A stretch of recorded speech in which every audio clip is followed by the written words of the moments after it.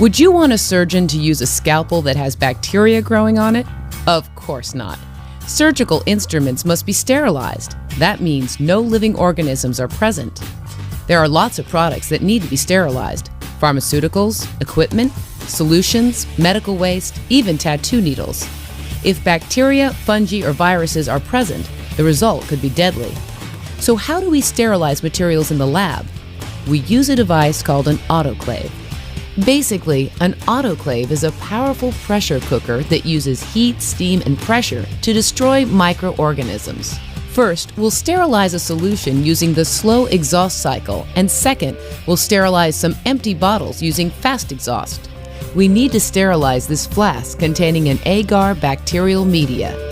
Cover the top with foil and place a piece of autoclave tape over the foil. Autoclave tape looks like regular masking tape.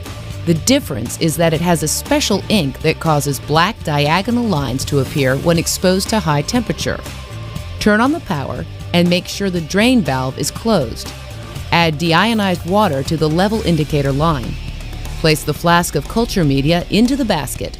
Insert the basket, close the lid, and turn the handle to create an airtight seal. Use the control panel to set the mode to sterilize, the temperature to 121 degrees Celsius, and the pressure to 15 psi. The slow exhaust mode prevents the liquid from boiling over and out of the flask. Run the autoclave for at least 15 minutes. While it's running, enter the date and time and the operation details in the log and initial. Once the cycle ends and the pressure gauge reads 0 psi, slowly open the door wearing heat-resistant gloves. The black lines are visible on the autoclave tape, indicating that the proper temperature was reached. Once the culture media has cooled to about 45 degrees Celsius, it's ready to be poured into petri dishes. Now let's run a second autoclave cycle, this time using the fast exhaust to sterilize some empty bottles. Tighten the cap, but then loosen it about halfway. Place the autoclave tape over the lid and put the bottles into the basket.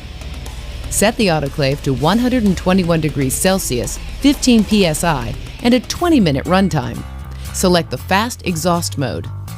Complete and initial the log. Once the cycle ends and the pressure gauge reads 0 psi, slowly open the door and remove the basket.